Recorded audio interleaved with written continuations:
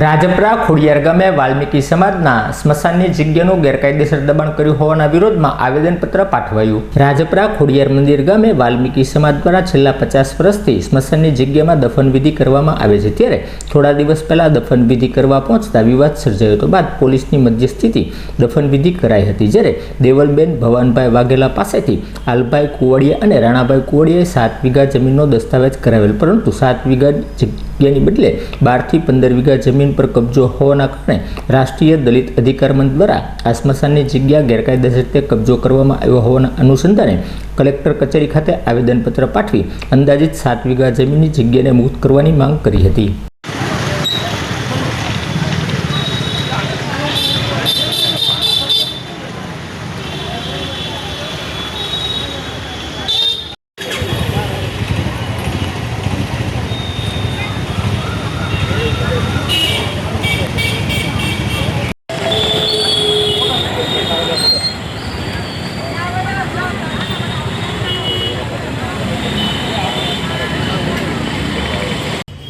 આજે અમે વાલ્મીકી સમાજના સ્મશાન બાબતે આવેદનપત્ર આપવામાં આવ્યા હતા કલેક્ટરશ્રીને।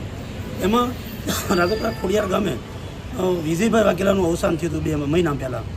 એમને સ્મશાન વિધિ છેલ્લા 50 વર્ષથી એ જ જગ્યાએ સ્મશાન વિધિ કરી છે, તો સ્મશાનમાં દબાણ થયું છે। એ ભાઈ એમ કે અમે વેચાતું સ્મશાન લીધું છે, તો વેચાતું સ્મશાનનો દસ્તાવેજ ન થાય, એની જમીન જે હતી સાથણીમાં જમીન મળેલી હતી 7 વીઘા, એનો દસ્તાવેજ થઈ શકે, પણ એ લોકોએ સ્મશાન જે છે એનો દસ્તાવેજ ન થઈ શકે। અમે કલેક્ટરશ્રીને રજૂઆત કરી છે કે સ્મશાન ખુલ્લું કરાવી અને ગામમાં ઠરાવ કરાવી નિયમ કરાવી આપવા વિનંતી। આ બાબતે અમે વારંવાર રજૂઆત કરી છે। એ ભાઈ મરી ગયા, એ પોતે અરજી આપી હતી 3 મહિના પહેલાં કે આ સ્મશાન ખુલ્લું કરાવો। એ મર્યા પહેલાં તો ન્યાય ન મળ્યો, મર્યા પછી એને ન્યાય મળે એવી વિનંતી કરવા અમે કલેક્ટરશ્રીને આવ્યા હતા।